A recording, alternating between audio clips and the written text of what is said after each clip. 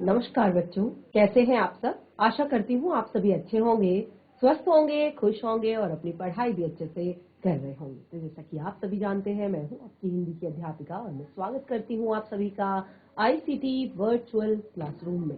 और आज हम यहाँ पर एकत्रित हुए हैं पढ़ने के लिए क्लास 6 की हिंदी। क्लास 6 की हिंदी में हम पढ़ रहे थे अपनी सेकेंड बुक यानी कि बाल राम कथा जो हमारी है, उसका हम सेकंड पार्ट यहाँ पर पढ़ रहे थे, जंगल में जनकपुर, जिसमें हम पढ़ चुके थे कि किस तरह से भगवान राम ने राक्षसी ताड़का का वध किया वन में जाकर मात्र 16 वर्ष की आयु में। 16 वर्ष से भी कम उम्र थी उनकी और उस समय पर उन्होंने राक्षसी ताड़का का वध किया था। और उसके बाद हम यहाँ पर आगे बढ़े थे और हमने देखा कि जो महर्षि विश्वामित्र हैं, उनकी जो सिद्धि प्राप्ति के लिए जो यज्ञ चल रहा था उसका अंतिम दिन था और अभी तक जो शांति बनी हुई थी आज वो भंग हुई थी। यानी कि राक्षसों का एक पूरा उनकी गूंज से पूरा आकाश जो है फिर से भर गया था और बहुत अलग अलग तरह की आवाजें आ रही थी और बहुत अलग अलग तरह के वहां पर एक तरह से बहुत ही भयंकर जो है माहौल बन गया था। तो उस समय पर क्या होता है, किस तरह से जो राम है वो यहाँ पर राम और लक्ष्मण दोनों ही धनुष पर प्रत्यंचा चढ़ाकर वहां पर इंतजार कर रहे हैं राक्षसों का, उनको मारने का, क्योंकि उन्हें पूर्ण विश्वास है। महर्षि इसीलिए ही राम और लक्ष्मण को वन में लेकर आए हैं ताकि राक्षसों का वध कर सके और उनका अनुष्ठान जो है निर्विघ्न पूर्ण हो सके। तो जो अंतिम दिन था, जिस दिन लास्ट दिन था अनुष्ठान का, अचानक भयानक आवाजों से आसमान भर गया। देखिए, पूरा आसमान भयानक आवाजों से भर गया। पूरे आसमान में भयानक भयानक आवाजें आने लगी। सुबाहु और मारीच ने राक्षसों के दल बदल के साथ आश्रम पर धावा बोल दिया। सुबाहु नाम का राक्षस और मारीच ने अपने दल बदल के साथ यानी कि झुंड के साथ, राक्षसों ने पूरे अपने झुंड के साथ आश्रम पर धावा बोल दिया। मारीच क्रोधित था। मारीच क्रोधित था। क्यों क्रोधित था? क्योंकि यज्ञ के अलावा भी, यानी कि उसका एक उद्देश्य था यज्ञ के अलावा भी, कि जिस कारण वो राम पर हमला करना चाहता था, राम पर आक्रमण करना चाहता था। क्यों करना चाहता था? क्योंकि राम लक्ष्मण ने उसकी माँ को मारा था, ताड़का को। मारीच की माँ थी ताड़का। तो राम लक्ष्मण ने वन में आते ही दूसरे दिन ताड़का का वध कर दिया था, जिससे मारीच जो है बहुत ज्यादा गुस्से में था। वो अभी तक जो ये 5-6 दिन की जो ये शांति बनी हुई थी, इस बीच वो राक्षसों के दल को इकट्ठा कर रहा था और आज उसको बहुत अच्छा मौका मिला था कि यज्ञ अनुष्ठान का अंतिम दिन भी है, जिसको वधित भी करना है और साथ ही राम और लक्ष्मण से बदला भी लेना है।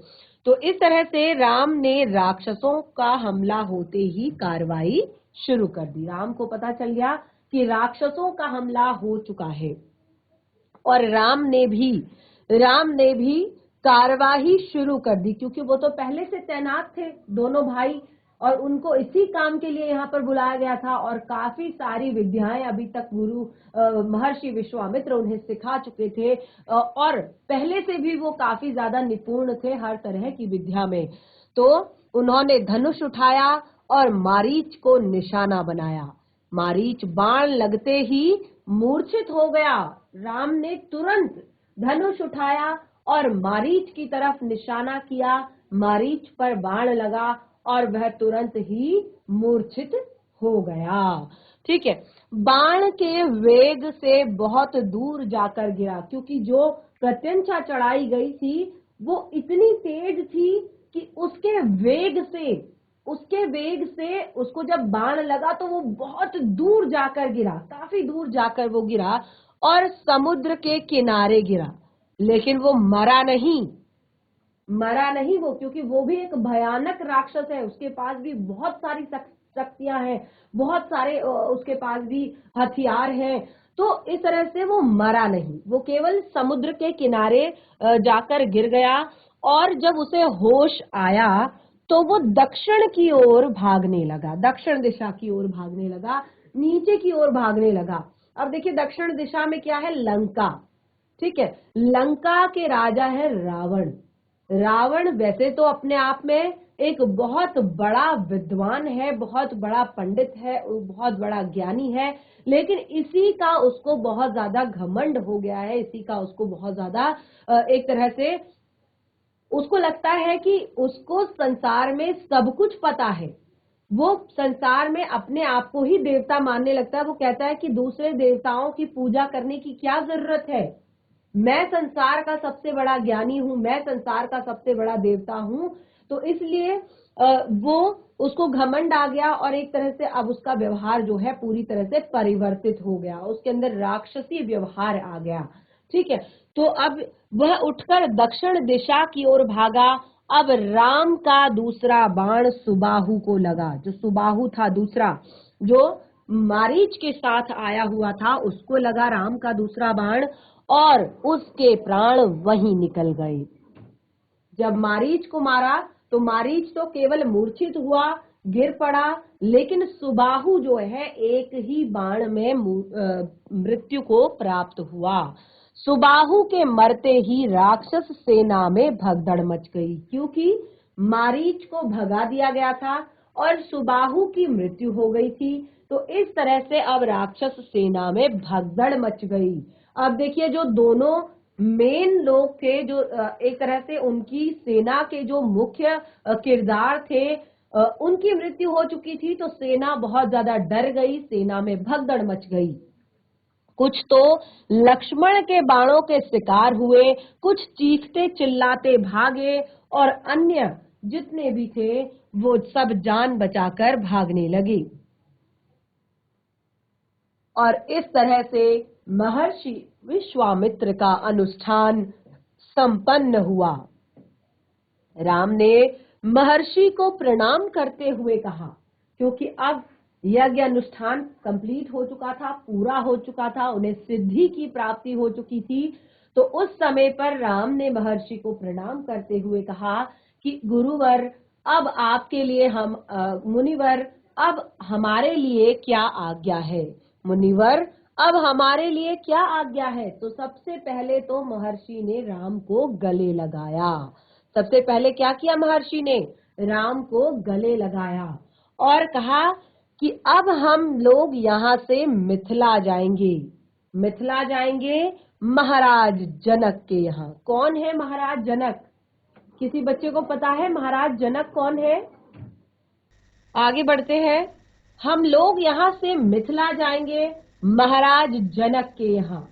तो विदेह राज के दरबार में, उन्हें क्या कहते हैं? विदेह राज।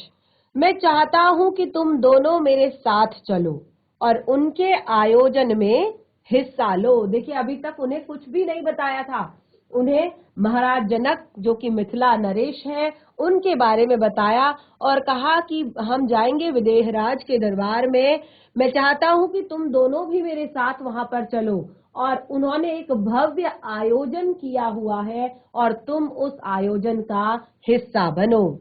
महाराज के पास एक अद्भुत शिव धनुष है, तुम भी उसे देखो। और वो जो आयोजन है, उस आयोजन का जो मुख्य बिंदु है, उस आयोजन का जो एक मेन पॉइंट है कि क्या चीज के लिए वो आयोजन रखा हुआ है, वो आयोजन है कि महाराज जनक के पास एक अद्भुत शिव धनुष है, बहुत ही अद्भुत है, बहुत ही सुंदर शिव धनुष है और मैं चाहता हूं कि तुम भी उसे देखो। राम लक्ष्मण अगली यात्रा को लेकर उत्साहित थे। अब राम और लक्ष्मण के अंदर जो अगली यात्रा थी उसके लिए वो बहुत ज्यादा एक्साइटेड थे, बहुत ज्यादा उत्साहित थे, क्योंकि नई जगह पर जाना था, नए राज्य में जाना था। इस तरह से नए स्थान को देखने और जानने का अवसर उन्हें मिलने वाला था। तो सोन नदी पार करके विश्वामित्र मिथिला की सीमा के पास पहुंचे। जब सोन नदी पार की उन्होंने, फिर पैदल पैदल, और उसके बाद विश्वामित्र मिथिला की सीमा के पास पहुंच गए। अपने शिष्यों और राजकुमारों के साथ वे गौतम ऋषि के आश्रम से होते हुए नगर में पहुंचे। अब वो वहां पर गौतम ऋषि के आश्रम में गए और नगर में पहुंचे। राजा जनक ने महल से बाहर आकर विश्वामित्र का स्वागत किया। तभी उनकी दृष्टि इन दोनों राजकुमारों पर पड़ी। राजा दशरथ ने देखा कि दो राजकुमार भी विश्वामित्र जी के साथ हैं। तो यहाँ पर जो विदेह राज जो है उन्हें देखकर चकित हो गए और अपने आप को रोक नहीं पाए। महर्षि से पूछ बैठे, क्योंकि देखिए ऐसा तो है नहीं कि महर्षि के साथ और उनके शिष्य नहीं थे, और भी उनके शिष्य उनके साथ थे, लेकिन इन दो बालकों के चेहरे पर जो एक अद्भुत तेज था, जो एक अद्भुत चमक थी, उसको देखकर वो बिल्कुल चकित हो गए और अपने आप को रोक नहीं पाए और महर्षि से पूछ बैठे, ये सुंदर राजकुमार कौन है? इनके आकर्षण में मैं खिंचता जा रहा हूं। उन्होंने कहा, ये दो सुंदर राजकुमार कौन हैं? इनका आकर्षण, इनका तेज इतना ज्यादा है कि मैं इनकी ओर आकर्षित हो रहा हूं, मैं खिंचता चला जा रहा हूं। तब विश्वामित्र ने कहा, ये राम और लक्ष्मण हैं, महाराज दशरथ के पुत्र हैं, मैं इन्हें अपने साथ लाया हूं आपका अद्भुत धनुष दिखाने के लिए। उन्होंने कहा कि ये राजा दशरथ के पुत्र हैं और मैं इन्हें अपने साथ लाया हूं आपका अद्भुत धनुष दिखाने के लिए, जो आपका सुंदर अद्भुत धनुष है उसे दिखाने के लिए। विदेहराज ने महर्षि और उनके शिष्यों और राजकुमारों के ठहरने की व्यवस्था कर दी। अब एक सुंदर उद्यान था जहां पर ये व्यवस्था की गई थी। अगले दिन सभी आमंत्रित लोग, ऋषि मुनि और राजकुमार यज्ञशाला में उपस्थित हुए और वहां महर्षि ने फिर से धनुष का उल्लेख किया। तो वहां पर जो आयोजन किया गया था, अब सब लोग, जितने भी उनके गेस्ट, मेहमान जितने भी उनके आए हुए थे, ऋषि मुनि आए हुए थे, राजकुमार आए हुए थे, वो सभी उनकी यज्ञशाला में उपस्थित हुए और फिर मुनि ने यहाँ पर फिर से उस धनुष के बारे में बताना शुरू किया, उस धनुष का उल्लेख करना शुरू किया। तो जनक ने अपने अनुचरों को आज्ञा दी, जो राजा जनक थे उन्होंने अपने अनुचरों को आज्ञा दी कि शिव धनुष को यज्ञशाला में लाया जाए। अब शिव धनुष को यज्ञशाला में लाया गया और शिव धनुष जो था वो सचमुच बहुत विशाल था और वो इतना बड़ा शिव धनुष एक लोहे की पेटी में रखा हुआ था और पेटी में पहिए लगे हुए थे, वो भी 8 पहिए। यानी कि सोचिए वो शिव धनुष कितना भारी होगा, कितना बड़ा होगा कि उसको एक लोहे की पेटी में रखा हुआ था और उस पेटी के नीचे 8 पहिए लगे हुए थे। तो इस तरह से उसको उठाना लगभग असंभव था। यानी कि इतना भारी धनुष किसी के द्वारा उठाया जाना बहुत ही असंभव था। पहिए के सहारे उसको खिसकाकर एक से दूसरी जगह ले जाया जाता था। अनुचर मुश्किल से उसे खींचते हुए यज्ञशाला तक लेकर आए। धनुष को देखते ही विदेहराज एक पल के लिए उदास हो गए। जब धनुष को देखा विदेहराज ने, विदेहराज यानी कि जो राजा जनक हैं, और वो एक पल के लिए थोड़ा सा उदास हो गए। क्यों उदास हो गए? क्योंकि उन्होंने कहा, मुनिवर, मैंने प्रतिज्ञा की है अपनी पुत्री सीता के विवाह के संबंध में, जो यह धनुष उठाकर उस पर प्रत्यंचा चढ़ा देगा उसी के साथ सीता का विवाह होगा। पहले के समय में स्वयंवर हुआ करते थे, यानी कि जो एक तरह से सभी राज्य के राजाओं को, राजकुमारों को आमंत्रित किया जाता था और फिर उनकी क्षमता, उनके गुणों, उनके राज्य की एक तरह से राज्य की जो एक तरह से संपन्नता है, उसके आधार पर प्रत्येक राजकुमारी के द्वारा अपना वर चुना जाता था। तो बिल्कुल यहाँ भी इसी तरह का एक स्वयंवर होने वाला था, लेकिन उस स्वयंवर की शर्त थोड़ा सा डिफरेंट थी, थोड़ा सा अलग थी। अब यहाँ पर केवल और केवल सुंदरता, राज्य की संपन्नता या बल को नहीं देखना था। यहाँ पर एक शर्त भी थी कि जो भी इस शिव धनुष को उठाकर, जिसको लोहे के पहियों वाले बॉक्स में रखा जाता है, उस शिव धनुष को उठाकर उस पर प्रत्यंचा चढ़ा दे तो उसी के साथ सीता का विवाह किया जाएगा। तो ये यहाँ पर एक उन्होंने प्रतिज्ञा ली हुई थी।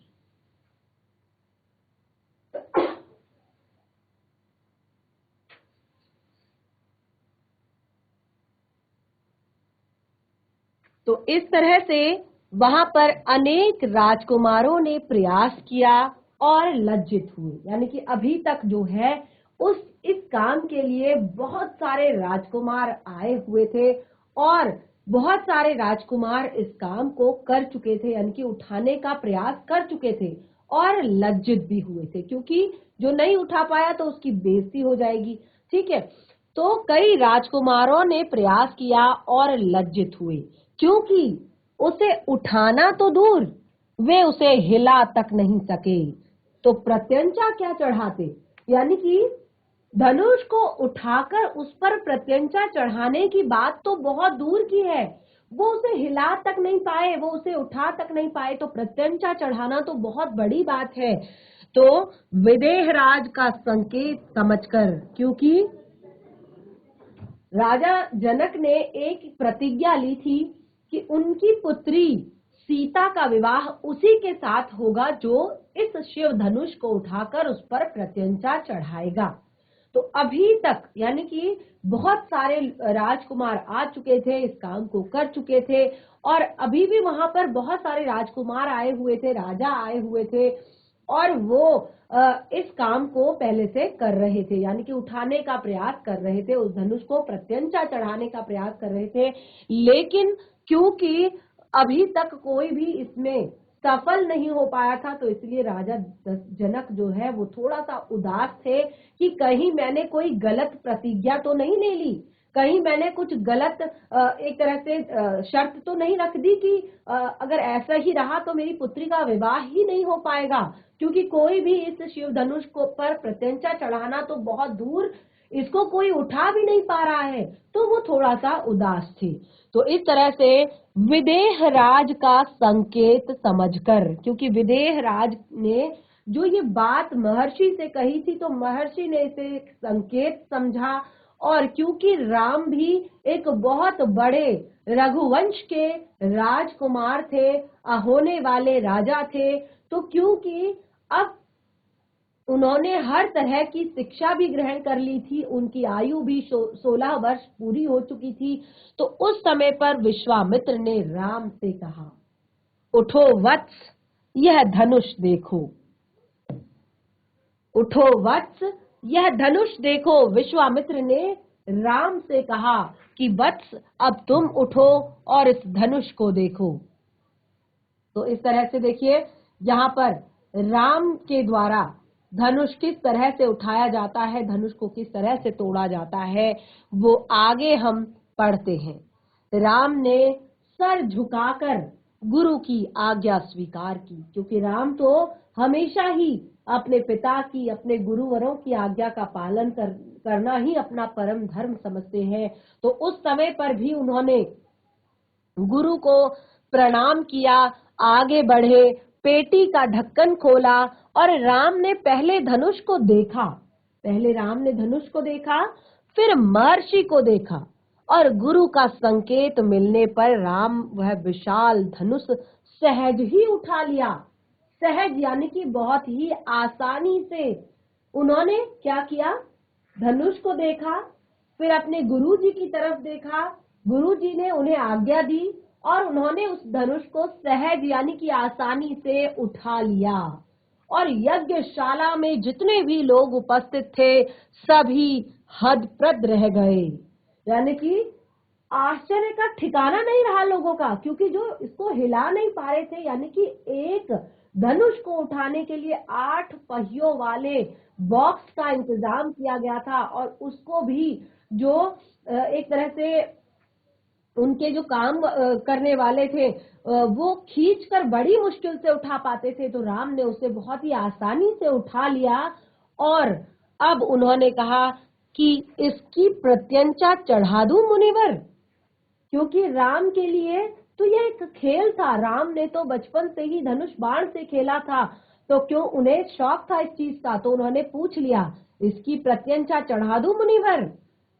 तो इस तरह से आज्ञा मिली, अवश्य यदि ऐसा कर सकते हो। उन्होंने कहा बहुत अवश्य, यदि तुम ऐसा कर सकते हो तो जरूर करो। विदेहराज चकित थे, विदेहराज बहुत ही ज्यादा चकित थे, आश्चर्यचकित थे। वो देख पा रहे थे कि अभी तक कितने बड़े बड़े धुरंधर यहाँ पर आ गए हैं, इतने बड़े बड़े राज्य के राजा यहाँ पर आ गए हैं और आज तक ये इस काम को कोई कर नहीं सका। और इस छोटे से राजकुमार ने कितनी आसानी से इस धनुष को उठा लिया है और अब प्रत्यंचा चढ़ाने की बात कर रहा है। राम ने आसानी से धनुष को झुकाया, क्योंकि इस तरह से उन्होंने धनुष उठाया था और फिर उन्होंने धनुष को झुकाया और उस पर प्रत्यंचा चढ़ाई इस तरह से, और ऊपर से दबाकर प्रत्यंचा खींची और फिर धनुष को इस तरह से यहाँ पर ऊपर से दबाया और प्रत्यंचा को पीछे से खींचा और दबाव से धनुष बीच से टूट गया। जब उन्होंने इस तरह से प्रत्यंचा पीछे को खींची, देखिए ऐसे उन्होंने तीर फंसाया तिरछा करके और फिर उसे इस तरह से ऊपर किया और जैसे ही वो प्रत्यंचा पीछे खींच रहे थे बाण छोड़ने के लिए, ऐसे ही धनुष बीच से टूट गया और उसके 2 टुकड़े हो गए और बच्चों के खिलौने की तरह यह आसानी से टूट गया। और ये सब कुछ देखकर यज्ञशाला में सन्नाटा पसर गया, क्योंकि ये एक बहुत ही बड़ा शिव धनुष था। भगवान शिव के आशीर्वाद के रूप में ये परशुराम को मिला था। और क्योंकि परशुराम जो थे राजा दशरथ को अपना एक तरह से बहुत अच्छा मित्र मानते थे, तो उन्होंने राजा दशरथ को रखने के लिए ये दिया था केवल मात्र। और इस तरह से सब उस समय पर चुप थे और एक दूसरे की तरफ देख रहे थे कि जिस धनुष को उठा नहीं पा रहे थे उसको राम ने सबसे पहले तो उठाया, उस पर प्रत्यंचा चढ़ाई और फिर इतनी आसानी से उस धनुष को तोड़ भी दिया। सभागार में चुप्पी महाराज जनक ने तोड़ी, यानी कि सभागार की जो चुप्पी थी, क्योंकि सभागार में बिल्कुल सन्नाटा पसर गया था, सब बिल्कुल शांत थे, लेकिन उस चुप्पी को राजा जनक ने तोड़ा। महाराज जनक की खुशी का ठिकाना नहीं रहा अब, क्योंकि उन्हें सीता के लिए योग्य वर मिल गया था। क्योंकि जिस एक तरह से वो अब उदास रहने लगे थे, निराश रहने लगे थे, क्योंकि अभी तक उनको ये इस काम को कोई कर नहीं पाया था, उस धनुष पर कोई प्रत्यंचा नहीं चढ़ा पाया था। और राजा दशरथ को डर था कि उन्होंने कोई गलत प्रतिज्ञा ले ली है शायद, क्योंकि अगर ऐसा ही रहा, इस धनुष को कोई उठा नहीं पाया, इस पर कोई प्रत्यंचा नहीं चढ़ा पाया, तो शायद राजकुमारी सीता का विवाह नहीं हो पाएगा। लेकिन आज वो बहुत ज्यादा प्रसन्न थे, क्योंकि इतने बड़े नगर के राजकुमार, इतने रघुवंश के राजकुमार राम ने इस धनुष को तोड़ दिया था, तो सीता के लिए उन्हें एक योग्य वर मिल चुका था और साथ ही उनकी प्रतिज्ञा पूरी हुई थी। जनक राज ने कहा, मुनिवर आपकी अनुमति हो तो मैं महाराज दशरथ के पास संदेश भेजूं, बारात लेकर आने का निमंत्रण, और यह शुभ संदेश उन्हें शीघ्र भेजना चाहिए। यानी कि जब राजा दशरथ ने कहा कि अब ये शुभ संदेश जो है राजा दशरथ के पास हमें बहुत जल्दी भेजना चाहिए कि आप बारात लेकर आइए, आपका स्वागत है। और महर्षि की अनुमति से दूत अयोध्या भेजे गए, यानी कि मिथिला के जितने दूत थे, राजा जनक के जो दूत थे, वो अयोध्या भेजे गए। और कैसे? सबसे तेज चलने वाले रथों से। इस बीच जनकपुर में धूम मच गई, क्योंकि अब सीता का विवाह यहाँ पर संपन्न होने वाला था। जनकपुर में धूम मच गई, स्वागत की तैयारियां होने लगी, नगर की प्रसन्नता चरम पर थी। नगरवासी बहुत ज्यादा प्रसन्न थे, बहुत ज्यादा खुश थे, बहुत ज्यादा उत्साहित थे सीता के विवाह के लिए, राजकुमारी सीता के विवाह के लिए। इस तरह से अयोध्या में भी, क्योंकि महाराज जनक को जैसे ही ये संदेश प्राप्त हुआ कि राजा दशरथ ने राजा जनक ने राम को अपने एक तरह से दामाद के रूप में चुना है, तो एक तरह से जो मिथिला है वहां पर भी, जो अयोध्या है वहां पर भी खुशी छा गई। आनन फानन में बारात तैयार हुई और बहुत जल्दी जल्दी में बारात तैयार हुई। घोड़े, हाथी, रथ, सेना, बारात को मिथिला पहुंचने में 5 दिन लग गए, क्योंकि सब घोड़ों से, रथों से, हाथियों से जाने थे, तो बारात को मिथिला पहुंचने में 5 दिन लग गए। और देखिए, क्योंकि राजा जनक भी राजा दशरथ भी एक संपन्न राजा थे, तो उन्होंने बारात तैयार करने में ज्यादा देर नहीं लगाई। उन्होंने बहुत जल्दी जल्दी में बारात की तैयारियां की और फटाफट वो बारात लेकर चल दिए। जनकपुरी पहुंचते ही सबने देखा कि जनकपुरी जगमगा रही है। हर मार्ग पर तोरण द्वार बने हुए हैं, क्योंकि बारात का स्वागत होना है। हर जगह फूलों की चादर बिछी हुई है, एक एक कोना सुवासित है। हर घर के प्रवेश द्वार पर वंदनवार है, एक एक घर से मंगल गीत की ध्वनियां आ रही है।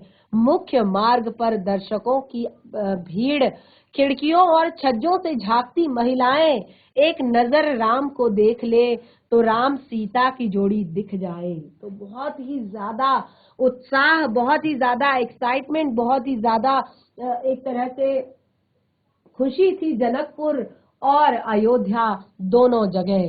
विवाह से ठीक पहले विदेह राज ने महाराज दशरथ से कहा, यानी कि उन्होंने कहा कि राजा दशरथ से कि राजन, राम ने मेरी प्रतिज्ञा पूरी करके बड़ी बेटी सीता को अपना लिया है।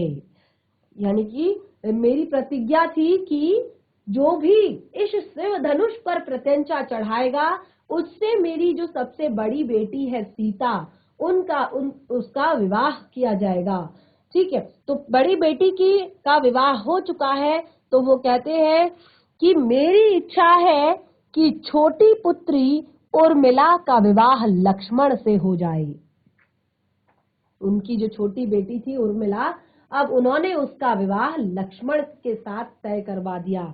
और साथ ही मेरे छोटे भाई कुशध्वज की भी 2 पुत्रियां हैं, मांडवी और श्रुति कीर्ति। वो कहते हैं कि मेरे छोटे भाई जो कुशध्वज हैं, उनकी भी 2 पुत्रियां हैं, मांडवी और श्रुति कीर्ति। कृपया उन्हें भरत और शत्रुघ्न के लिए स्वीकार करें। और राजा दशरथ ने यह प्रस्ताव तुरंत ही मान लिया। यानी कि इस तरह से राजा दशरथ के 4 पुत्रों का विवाह राजा जनक की 4 पुत्रियों के साथ संपन्न हुआ। विवाह के बाद बारात कुछ दिन जनकपुर में रुकी। अब क्योंकि विवाह के बाद, क्योंकि बहुत लंबा एक तरह से रास्ता था, 5 से 6 दिन लग जाते थे पैदल यात्रा करने में, तो विवाह के बाद जो बारात है वो कुछ दिन जनकपुर में ही रुकी। उन्होंने जनकपुर में ही आराम किया और उसके बाद बाराती बहुओं को लेकर अयोध्या लौटे, तो रानियों ने पुत्र वधुओं की आरती उतारी और उसके बाद अब स्वागत की तैयारी अयोध्या में होने लगी। पुत्र वधुओं का स्वागत किया जाने लगा और जितनी भी वहां की महिलाएं थी, स्त्रियां थी, उन सभी ने फूल बरसाए और गलियां शंख ध्वनियों से गूंज उठी। और जो रानियां थी राजा दशरथ की, 3 रानियां, उन्होंने अपनी पुत्र वधुओं की आरती उतारी। और इस तरह से यह आनंदो उत्सव कई दिनों तक चला, क्योंकि ये यहाँ पर बहुत ही बड़ी खुशी की बात थी कि राजा दशरथ के 4 पुत्रों का विवाह हो चुका था। तो ये बहुत ही खुशी की बात थी पूरी नगरी के लिए, पूरे अयोध्या नगर के लिए। तो इस तरह से ये जो आनंदोत्सव था ये कई दिनों तक लगातार चलता रहा। तो इस तरह से हमारा यहाँ पर ये जो चैप्टर है बिल्कुल कंप्लीट हो चुका है, ये पार्ट बिल्कुल कंप्लीट हो चुका है। तो हमने यहाँ पर बहुत सारी चीजें पढ़ी इस पूरे चैप्टर में, और मैंने आप लोगों से कहा था कि जो कुछ भी हमने पढ़ा है उसको घर पर एक बार जरूर रिवाइज करें। तो आप सभी ने घर पर रिवाइज किया होगा, जरूर पढ़ा होगा।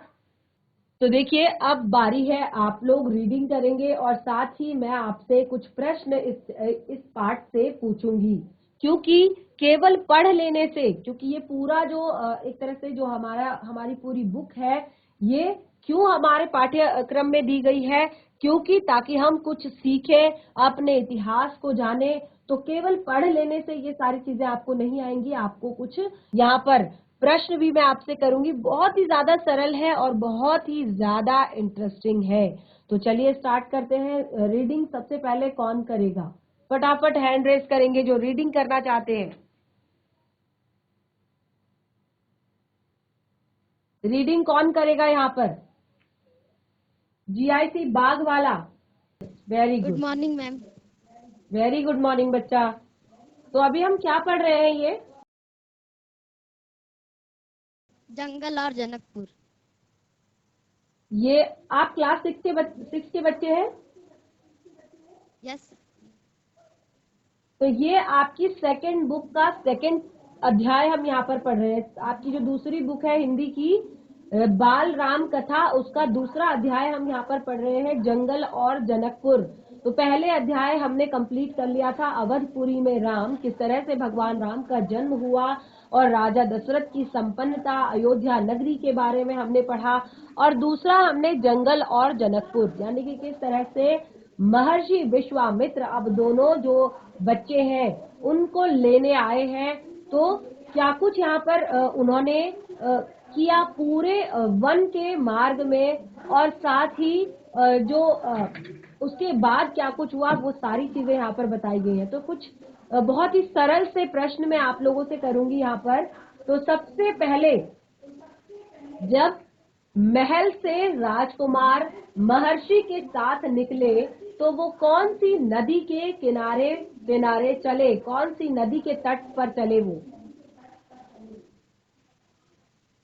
दक्षिणी तट पर। बच्चे कौन से नदी के तट पर वो चले? अयोध्या में कौन सी नदी है? सरयू नदी के तट पर। Yes, very good. सरयू नदी के तट पर वो चलते रहे, आगे आगे बिल्कुल चलते रहे। और इस तरह से वो काफी आगे निकले चलते चलते, और जब वो चलते चलते आगे निकले तो उसके बाद वो एक वन में गए। उस वन का नाम क्या था? उस वन का नाम क्या था? एक भयानक, बहुत ही घनघोर वन में वो पहुंचे थे। उस वन का नाम क्या था? एक चित्र दिखाया है मैंने आपको यहाँ पर, आपको दिखाई दे रहा है चित्र? यस किसी और मैम। बच्चे को पकड़ाइए भाई। जो आपको यहाँ पर चित्र दिखाया गया है, ये चित्र है राक्षसी ताड़का का। और इसी के भय के कारण उस वन को ताड़का वन नाम दिया गया था। क्या नाम दिया गया था? ताड़का वन। ताड़का वन, ठीक है ना, क्योंकि वहां पर ताड़का नामक राक्षसी जो रहती थी। देख सकते हैं आप कितनी भयानक, कितनी खूंखार, कितनी खतरनाक राक्षसी है ये। इससे जो है सारे जानवर, सारे लोग डरते थे। जो भी वन में जाता था उसका वापस आना बहुत ज्यादा मुश्किल था।